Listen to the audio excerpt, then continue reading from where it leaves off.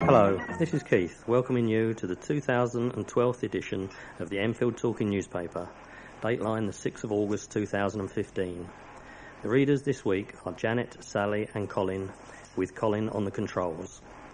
The items that we will be reading come from our local newspapers, the Enfield Gazette and Advertiser and the Enfield Independent, and are their copyright. Our title music is Country Rock Polka, composed by Pat Prilly, Ferdinand Bouillon and Harry Breur, and is performed by Jean-Jacques Perry, and is used with his kind permission. Local stories include Woman's River Death Will Remain a Mystery, and School Cleared of Cheat Claims. First of all, the special news items this week. Enfield Macular Disease Support Group meets on the second Wednesday of every month from 10 a.m. to 12 noon at the Trinity Church Hall, Gentleman's Row, Enfield EN2 6AN. The meetings are open to anyone affected by central vision loss, and carers are welcome as well. For further details, please contact Alan Newson on 020 886 5659. That's Alan Newson on 020 8886 5659. Now here's some news of a special event on the 2nd of September. It's an access and community event at Tate Britain called Out of Hours, and it's by Barbara Hepworth. It's a free event for deaf, blind, partially sighted and disabled audiences, and carers, family members and friends are welcome as well. Also, ease of access for mobility impaired visitors who would find it difficult to attend during normal opening hours. Guide dogs are also welcome. As I said, it's on Wednesday the 2nd of September from 6:30pm to 8:30pm. If you'd like to go, you can book free tickets by email to tickets.tate.org.uk, or you can phone Anna Murray, the Assistant Curator, on 020 7887 8888, or you can email anna.murray@tate.org.uk. If you have any other access needs, contact Anna Murray as above. The event is for Tate's Access and Community. You join the teams for an exclusive chance to see Barbara Hepworth, Sculpture for a Modern World, which is an exhibition which charts her progress from the earliest surviving carvings to the large-scale bronzes of the 1960s. It includes an interpreted tour. It says a BSL interpreted tour. I'm not sure what that is, I'm afraid. There are also 15-minute pop-up touch tours and an audio description tour. A drop-in artist-led workshop will also take place throughout the evening using clay and sculpture, and you don't need any booking or experience for that. I'll give you the contact details again. It's Anna Murray on 7887 8888, or email Anna Murray. I'll give you that again. It's anna.murray@tate.org.uk. If you're experiencing any problems receiving your Enfield Talking newspaper, please phone Diane de Jersey on 020 8805 6578. She is your listener's representative and she will be pleased to help you. That's Diane de Jersey on 020 8805 6578. Now Janet will read the first item of local news. The body of a woman was found in a river more than a year after she was reported missing by her ex-husband, an inquest heard. Lorraine Bailey of Magpie Close, Enfield, was found in the River Lee on the 5th of September 2014, more than a year after she had been reported missing. An inquest held at the North London Coroner's Court in Wood Lane, Chipping Barnet, heard that Mrs. Bailey had previously been suffering from short-term memory loss and confusion and had visited her doctor about the problem. Dr. Appleton of the Southbury Surgery in Enfield said in a witness statement that she may have been suffering from depression, but that Mrs. Bailey, who was born on the 15th of August 1964, denied this. His statement also explained that Mrs. Bailey, who lived alone with several dogs and did not own a phone or answered letters, had been refusing to cooperate with the surgery and had refused their offer of medication or therapy. On the 22nd of July 2013, she had been reported missing by her ex-husband after she had wandered off while meeting him in a pub. He believed she had left to have a cigarette, but after 5 minutes since her departure, he went out to check on her and discovered she'd gone. CCTV picked her up walking north along Hertford Road, but she later disappeared from cameras. A missing persons appeal was launched, but no response was received by the public. The inquest, led by Coroner Andrew Walker, also heard the witness statement of Tim Brinkley, an operations and delivery employee of Environmental Health, who discovered the body. His statement confirmed he was working with another anchor team to clean the River Lee when he saw what he thought to be a tracksuit and then a human body in the water. Police arrived at the scene near the flour mill and pub and recovered two halves of a body located 40 feet away from each other. Officers also seized a men's trainer that was found near the lower half and a bag found near the upper half. The post-mortem was carried out on September the 6th last year, which concluded that the cause of death could not be ascertained due to the decomposition of the body. The report also said that it could rule out certain types of third-party involvement, as there were no skeletal injuries, but could not rule out entirely from the investigation. The inquest delivered an open conclusion, with Mr. Walker concluding that he could not be certain of the events that led to the discovery of her body. He said, "At some point she came into the body of water, and at some point she died, but I can't be specific." An exams watchdog has cleared a free school in the borough of any cheating regarding SATS exams after an investigation into senior management earlier this year. The Standards and Testing Agency wrote to Patricia Stouter, Executive Head Teacher of Cuckoo Hall Primary Academy in Cuckoo Hall Lane, Edmonton, saying it had found no evidence of cheating in the 2014 Key Stage 2 SATs. The investigation was prompted by allegations contained in a report from the Department for Education earlier this year in response to the suspension of Mrs. Souter, Phil Souter, her husband, who is one of the directors of the trust which runs the school, and Sharon Ahmet, the head teacher of the school. The three had been suspended last year by Andriy Efthimiou, who was at that point chairman of the Board of Governors, after allegations of gross misconduct had been levelled against the senior leadership team.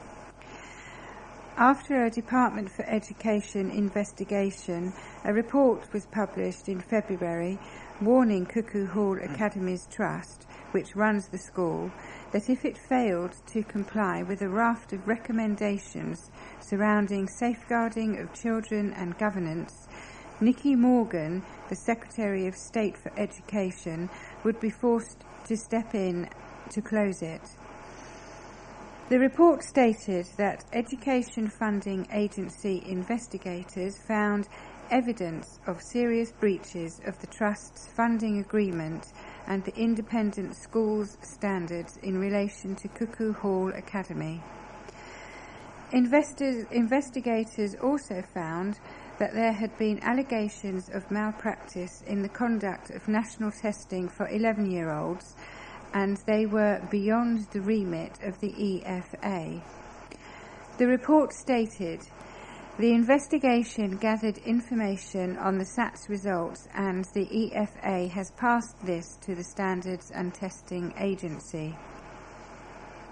Concerns were raised with the investigation team about the integrity of the assessments at Cuckoo Hall Academy and the pressure on teaching staff to only show good progress. After being past the allegations relating to the testing practices, the STA investigated, and on July the 24th, John McRoberts, Senior Maladministration Manager, wrote to Mrs. Souter, "I am satisfied there is no ground for any further investigation. Therefore, this case is now closed and no action will be taken." Cuckoo Hall is one of 5 schools in the Cuckoo Hall Academies Trust chain of free schools. The Trust runs 4 primary schools and 1 secondary school in the borough. A spokesman for Cuckoo Hall Academies Trust told the Advertiser, "We have always been clear that our results are down to the hard work of our students, excellent teaching, and the culture of high standards that run through our schools. The Standards and Testing Agency carried out a thorough investigation and has confirmed that our assessment protocols are exemplary." 8 of Enfield's parks have retained their green flag status, the benchmark national standard for parks and green spaces in the UK. The Green Flag Awards scheme recognises the best open spaces in the country. Enfield is one of the greenest boroughs in London, and the council manages 705 hectares of parkland, which includes 124 open spaces for the public to enjoy and explore. Bush Hill Park, Trent Park, Jubilee Park, Oakwood Park, Enfield Town Park, Forty Hall Park, Grovelands Park and Pims Park are the parks which retain their awards this year. Enfield Council's Cabinet Member for Environment, Daniel Anderson, said, "This is fantastic news for Enfield and especially for those successful parks. The park staff, along with friends groups, continue to do a marvellous job in ensuring our parks and open spaces provide first-rate facilities for everyone to enjoy. I urge residents to come out and see what is happening in our parks. Fantastic festivals, new greenways, outdoor gyms and guided walks are all there to be enjoyed. There is also the fabulous new wetlands at Pims Park, which not only tackles pollution, but is also a haven for wildlife. We will strive to retain our green flags and continue to work with friends groups to improve the park's experience in Enfield." A mother who has undergone multiple operations after being diagnosed with a deadly cancer gene is battling to find a permanent home for herself and her autistic son. Carrie Payne, 38, is being forced to split her time between her parents' homes after she was evicted from her home in Bishop's Close, Enfield, in March because her then landlord wanted to redevelop the property. Since then, she has spent time in hospital for reconstruction surgery following a double mastectomy after she was diagnosed with having a cancer-causing gene. And just when she was getting on the road to recovery, Kari told the Advertiser that her 10-year-old son, Sonny, suddenly needed emergency hospital treatment for a condition that left him unable to use his legs. "After my operation, I am in a lot of pain," she said. "I struggled to push the wheelchair, and lifting him or holding him down to feed him, I always need help with that." In March, Enfield Council offered her a house in Edmonton, but she couldn't accept as the windows did not even shut. Kari was then offered a garden flat on the Elsinge estate in Ballsmore. "But there was no bath, only a wet room," said the mum of one. "Sonny is severely autistic. Aside from the fact he is reliant on a wheelchair and cannot stand, there's no way I would be able to wash him in a wet room." After turning down the offers of a home, Kari was referred to the Home Finders Service to find a place in the private sector, but has been unable to find anything affordable in the area. "Sonny has come on in leaps and bounds since he has been enrolled at Russet House School," she added. A council spokesman said, "There's an acute shortage of housing in Enfield, but temporary housing was arranged with the housing staff working very hard to find a new home for Ms Payne and her son. While it's not possible to provide exactly what Ms Payne would like, we believe our most recent offer had all the facilities that she and her son need." This is an article by Chris Beardshaw, who's the gardener that's very well known, has won lots of gold medals at Chelsea. As a teenager, Chris Beardshaw was a keen sportsman, running half marathons for his county and destined to achieve great goals as an athlete. But suddenly, within the space of 10 days, his feet swelled up so chronically he couldn't walk. The condition spread to his ankles, hands and wrists. His case was a mystery, and after numerous trips to specialists and consultants, he was diagnosed with rheumatoid arthritis. His choice was to undergo major surgery on his toes and lower joints, or face a lifetime in a wheelchair. This is where his interest in holistic treatment began. He changed his diet, eating fewer vegetables such as aubergines and tomatoes, cut out red meat and wine and dairy produce, and started investigating the power of herbal remedies. I went through 4.5 years of being explored, the award-winning garden designer and broadcaster recalls. I became used to being a curiosity. They were never able to get a full diagnosis on the type of arthritis. I had gold injections, radiotherapy, hydrotherapy, tried Voltarol-based products. Some provided short-term gain, but 4 weeks later the condition would return. He found that comfrey cream, arnica and devil's claw helped alleviate his symptoms to a degree, but the whole experience made him think more about the healing properties of plants.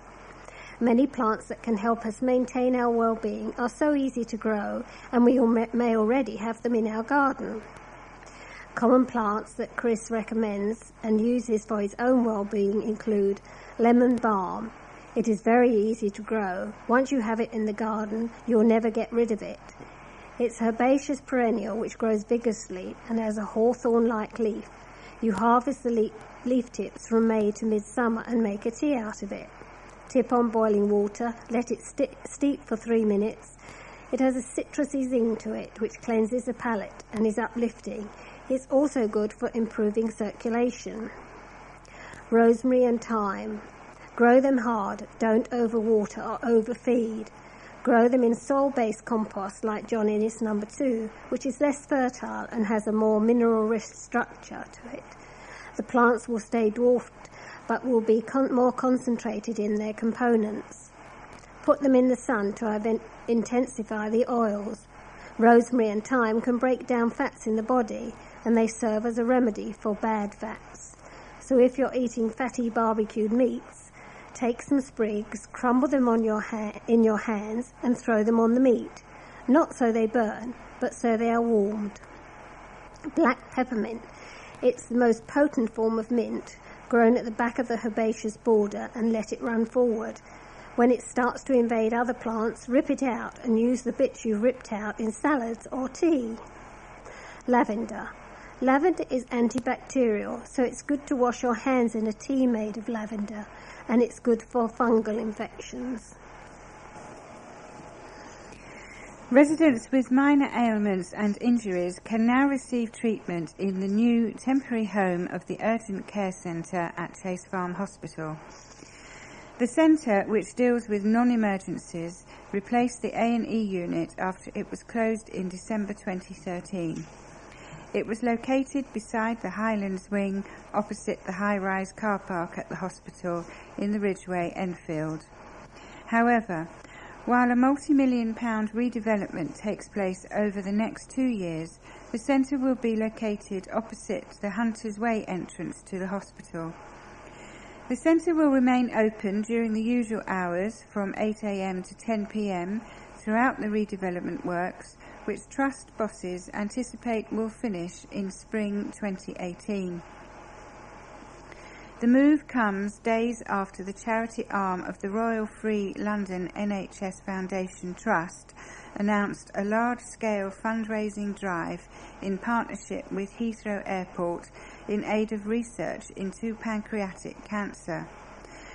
Throughout August, passengers travelling through Heathrow can now contribute to finding new methods of diagnosing the cancer and researching ways of using stem cells to create new pancreatic tissue.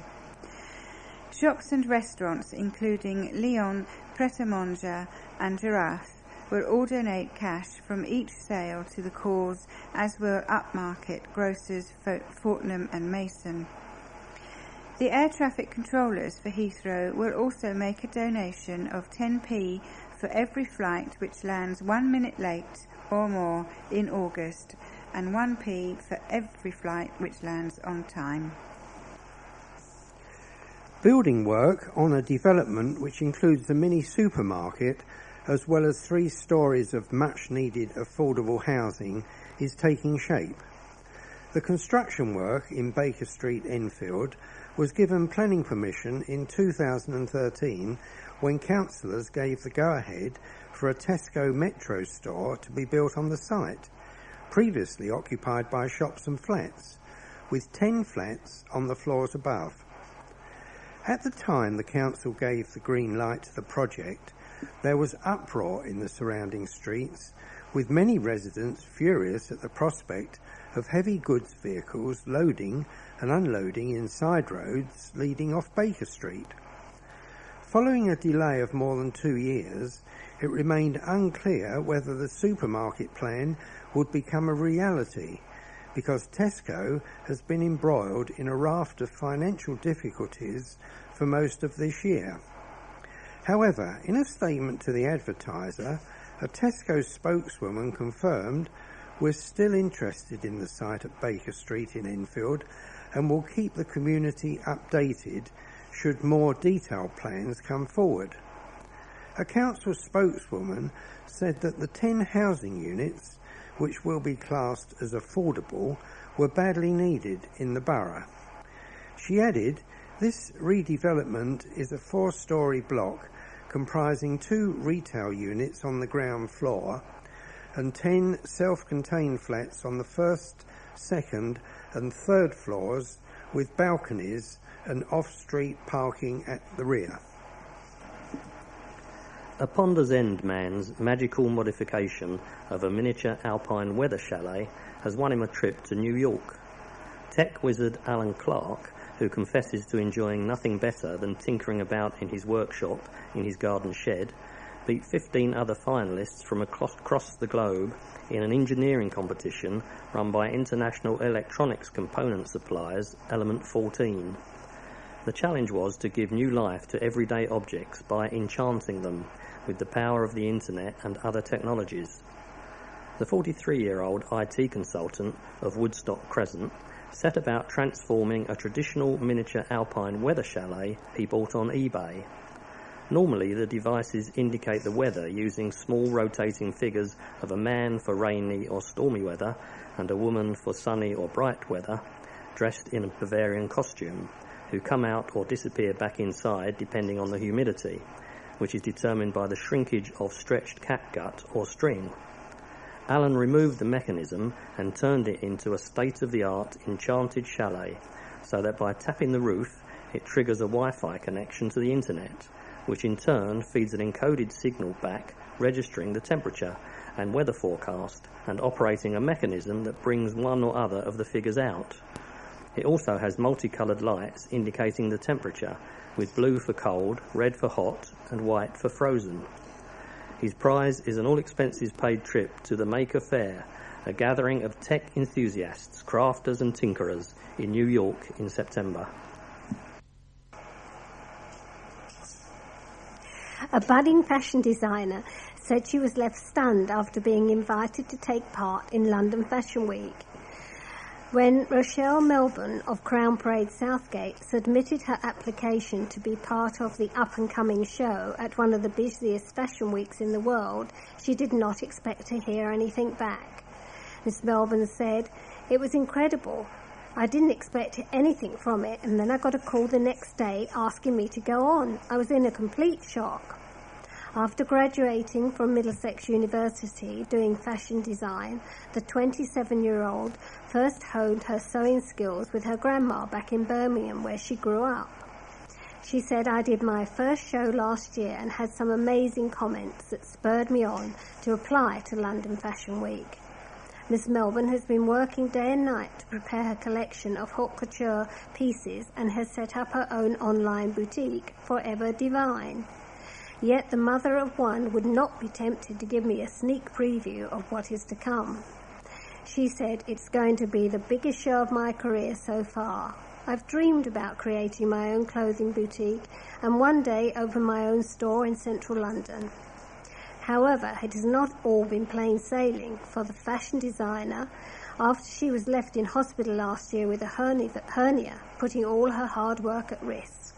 Her partner told the Enfield Independent, "She has been so strong to come through these times and deserves this chance. She works incredibly hard at all hours and gets her pieces finished. I always knew she would make it one day."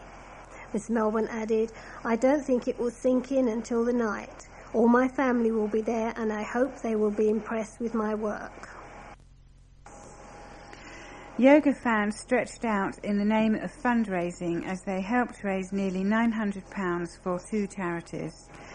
The Yogathon, held by North London Yoga Studio co-founder Jackie Lee, saw more than 50 yoga enthusiasts take part for Nightingale Cancer Support Centre in Lancaster Road and North London Hospice.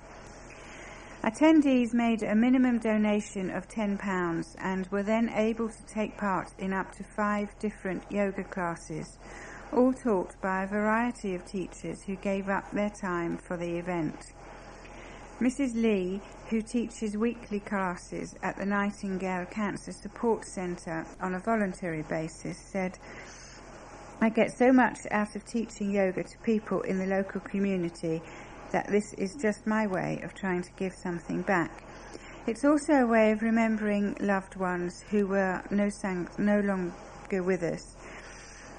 Lisa Barker, fundraising manager at the centre, added, "The Nightingale receives no government funding and relies totally on the goodwill of local businesses and the community to help raise the much needed funds for the Nightingale to be able to provide their services to cancer patients, their family members and carers free of charge.